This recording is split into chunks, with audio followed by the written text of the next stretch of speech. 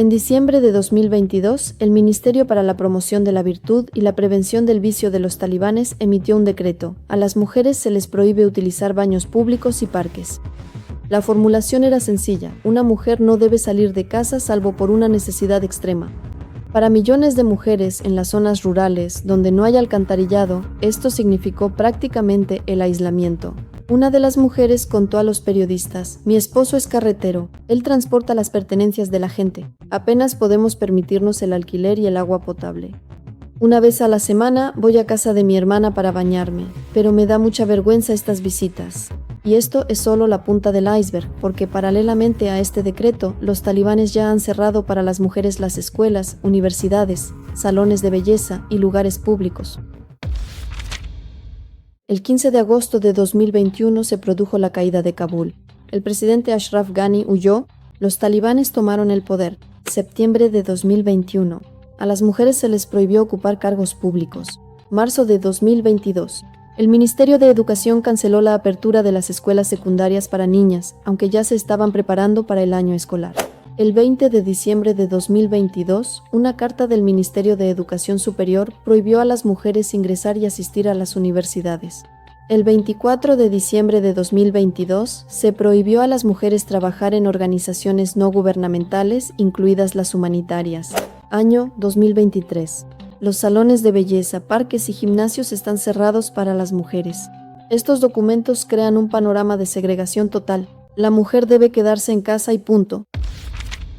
En 1964 se adoptó una nueva constitución bajo Mohammad Zahir Shah, artículo 25.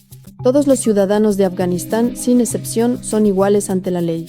Por primera vez, esto también se aplicó a las mujeres. En 1965 se celebraron elecciones en las que las mujeres obtuvieron el derecho al voto y a postularse como candidatas. 4 mujeres fueron elegidas para el gobierno. Según el Banco Mundial, en 1977 una parte significativa del alumnado de la Universidad de Kabul eran mujeres. Las fotografías de esa época muestran mujeres con ropa moderna, lo que contrasta marcadamente con las realidades que ocurrieron después de 1996. 1996. Burka obligatoria para todas las mujeres. 1997. Prohibición de trabajar. 1998. Cierre de todas las escuelas para niñas. 1999. Prohibición de la música, la televisión y la risa pública de las mujeres. El artículo 22 de la nueva Constitución, adoptada el 4 de enero de 2004, establece: hombres y mujeres tienen los mismos derechos y obligaciones ante la ley. Hasta el año 2018, más de 3.600.000 niñas seguían asistiendo a la escuela. Sin embargo, alrededor de 2.200.000 niñas permanecían fuera del sistema educativo. En el Parlamento, las mujeres ocupaban más del 25% de los escaños. Los datos de la UNESCO y el PNUD indican que entre 2018 y 2021 las mujeres representaban aproximadamente el 30% del alumnado en las instituciones de educación superior de Afganistán. Esto estaba lejos de ser ideal, pero una mujer podía soñar con estudiar y trabajar. Los talibanes justifican su política con la Sharia, pero en los libros sagrados del Islam no existen tales prohibiciones. Lee en el nombre de tu Señor que creó. Esta es la primera revelación del profeta Mahoma. El llamado al conocimiento es universal. En verdad, los hombres musulmanes y las mujeres musulmanas, a todos Alá ha preparado el perdón y la recompensa. Buscad el conocimiento desde la cuna hasta la tumba. En la historia del Islam hay decenas de ejemplos de mujeres líderes, mujeres eruditas. Aisha, la esposa del profeta Mahoma. Ella memorizó y transmitió todas las palabras y acciones. Gracias a ella, en las colecciones musulmanas se han conservado más de 2.000 hadices. Fátima al-Firi fundó la universidad más antigua del mundo ya en el siglo IX. Rabia al-Adawiya, a quien llaman la primera de las santas sufíes. Ella introdujo la idea de que la persona no debe amar a Dios por miedo o por la esperanza del paraíso, sino simplemente por amor puro. En los países musulmanes modernos, la situación es completamente diferente. En Indonesia, por ejemplo, según datos del Banco Mundial, en 2020 el 55% del estudiantado eran mujeres. En Turquía, por ejemplo, las mujeres ocupan cargos públicos. En Irán, a pesar de la revolución islámica, en 2019 las mujeres representaban más del 50% del alumnado universitario. Desde 2018, en Arabia Saudita se permitió a las mujeres conducir automóviles y trabajar en nuevos sectores de la economía. Así que el problema no está en el Islam como religión. El problema está en la interpretación política concreta que utiliza el talibán. Durante el gobierno del talibán hubo numerosas historias en las que las mujeres eran castigadas por las cosas más cotidianas. Algunas fueron arrestadas por alquilar una máquina de coser, otras por cargar el teléfono en una cafetería sin la compañía de un hombre. A otras las humillaron tras el cierre de los baños públicos femeninos, privándolas de higiene básica y privacidad. Hubo casos en los que las mujeres eran azotadas públicamente solo por ir a casa con un primo que no era considerado mahram, es decir, un pariente que no pertenece al círculo más cercano y que el Islam reconoce como protector. 8 de diciembre de 2022. Estadio Charikar, provincia de Parwan. Los talibanes azotaron públicamente a 27 personas, entre ellas mujeres. El 5 de junio de 2024, en la provincia de Sarepol, azotaron a 63 personas, entre ellas 14 mujeres acusadas de actos inmorales. Según datos de Vox of America News, de enero hasta agosto de 2024, al menos 276 personas fueron golpeadas, incluidas 46 mujeres. Las cifras muestran que el sistema no actúa de manera selectiva, sino masiva. Hoy, las mujeres afganas de todas las edades experimentan una pérdida común de derechos. Las niñas se quedan en casa mientras sus hermanos van a la escuela. Las mujeres de mediana edad han perdido sus profesiones y títulos que hasta hace poco les daban estatus y trabajo. Las mujeres mayores, que recuerdan tiempos más libres, ahora dependen incluso en los pequeños detalles, pedirle a su hijo que las acompañe al mercado o que compre pan. Todas estas historias de diferentes generaciones se reducen a una sola cosa: la pérdida de independencia y la humillación en la vida cotidiana. The Guardian describe un caso en el que una mujer fue detenida en la calle porque no llevaba guantes. La amenazaron con arrestarla y la obligaron a comprarlos allí mismo. 8 a.m. El diario informó que a las mujeres se les prohibía lavar los platos en el patio si este era visible desde la ventana. La vida de las mujeres se convirtió en un sistema de control de los detalles: su ropa, su apariencia, su risa, su higiene. Hibatullah Akhundzada, el líder supremo de los talibanes, es quien firma la mayoría de los decretos. Sirajuddin Haqqani, ministro del Interior, supervisa la policía de la moral. Mohammed Khalid Hanafi, jefe del Ministerio de la Virtud, es conocido por sus decretos radicales. Amnesty International enfatiza: la política de los talibanes no es un caos, sino un sistema de control sobre las mujeres claramente organizado, una verdadera mecánica de persecución de género que cumple con los criterios de crímenes de lesa humanidad. A pesar de la presión, las mujeres en Afganistán no se rinden. En diferentes ciudades de Afganistán, antiguas maestras organizan clases en sus casas. Allí estudian distintos grupos de niñas, desde 10 hasta 60 personas.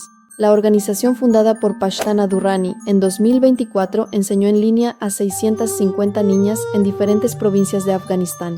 Existen medios creados por Hamida Aman que transmiten programas educativos para mujeres.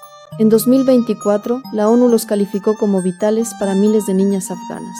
El 13 de agosto de 2022, aproximadamente 40 mujeres salieron a las calles de Kabul con el lema Pan, Libertad, Trabajo. La protesta fue dispersada con porras y disparos. Este lema se convirtió en un símbolo de resistencia. Más de 2.200.000 personas en Afganistán no tienen acceso a la educación escolar después de completar el nivel primario. 100.000 días sin escuela para las niñas significa 3.000 millones de horas de aprendizaje perdidas. Esto significa que toda una generación crecerá sin conocimientos y el país sufrirá la falta de maestros, científicos y médicos.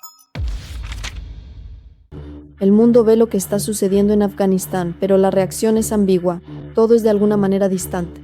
La ONU lo ha calificado oficialmente como apartheid de género, y este término se utiliza bastante rara vez. Esto significa que a las mujeres en Afganistán se las separa deliberadamente de la sociedad, como alguna vez se separó a las personas negras en Sudáfrica. Se presentan resoluciones, se escuchan declaraciones. El secretario general de la ONU pide que se devuelvan los derechos a las mujeres. Pero para una mujer en Kabul o Herat, esas palabras suenan muy lejanas. Es otro mundo. Ella se despierta por la mañana y vive según las reglas que dicta el Ministerio de la Moral. Estados Unidos, Canadá y la Unión Europea expresan constantemente su preocupación. Varias veces han impuesto sanciones contra algunos líderes talibanes, pero eso ha cambiado poco las cosas. A los talibanes no les importan sus declaraciones. Sus líderes viven en casas fortificadas, viven con sus propios guardias y no les importa la presión internacional. Amnistía Internacional publica informes cada mes. Hay docenas de historias, documentos y fotografías. Pero de nuevo, ¿qué cambia ese papel para una mujer que hoy en Kabul fue detenida en la calle y golpeada por llevar ropa inadecuada? En el verano de 2023, las empleadas de la ONU recibieron una carta con amenazas: dejen de trabajar o serán castigadas. Después de eso, algunas mujeres fueron evacuadas. El 20 de diciembre de 2022, el secretario general de la ONU, Antonio Guterres, declaró: Afganistán es el único país en el mundo donde a las mujeres se les priva sistemáticamente de la educación. En 2023, el Consejo de Seguridad de la ONU y otras entidades utilizaron el término apartheid de género para describir la situación de las mujeres en Afganistán. El 19 de septiembre de 2024, el Parlamento Europeo adoptó una resolución en la que condenó la política de los talibanes como una legislación genocida contra las mujeres. En diciembre de 2022, el Departamento de Estado de EU impuso sanciones contra 4 líderes talibanes implicados en la represión de los derechos de las mujeres. En el informe de julio de 2023, Amnistía Internacional calificó directamente la política de los talibanes como una guerra contra las mujeres. Pero en la práctica, estas declaraciones no cambiaron nada. Entre mediados de 2021 y finales de 2022, el empleo de las mujeres se redujo en un 25%, mientras que el de los hombres disminuyó en un 7%. Actualmente, la prohibición del trabajo femenino le cuesta a la economía de Afganistán aproximadamente $1.400 millones al año. Esto equivale a cerca de 2/3 del PIB actual del país. La restricción del acceso de las mujeres a la educación superior podría provocar pérdidas en el Producto Interno Bruto de al menos $9.600 millones para el año 2066. El 90% de las mujeres en las ciudades experimentan depresión y ansiedad. La política de los talibanes está llevando a la mayor crisis humanitaria para las mujeres del siglo XXI. La prohibición de la educación para las niñas aumentará la tasa de mortalidad infantil y materna porque no habrá mujeres médicas. Intenten imaginarlo, son una joven de 19 años en Kiev o Varsovia, estudian en la universidad, salen con amigos a una cafetería, hacen planes para el futuro. Sueñan con viajar y con una carrera profesional.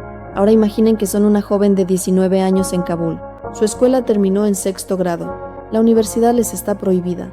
No pueden salir de casa sin la compañía de un hermano o incluso de su hijo menor. Su vida se reduce a 4 paredes. 2 chicas, 2 mundos. Una tiene la libertad de soñar, la otra el derecho a guardar silencio. Y aquí va una pregunta para ustedes. Si a partir de mañana nuestras libertades empiezan a recortarse paso a paso, capa por capa, ¿nos daremos cuenta? Porque lo que ocurre en Afganistán no es solo su tragedia, es un espejo para nosotros.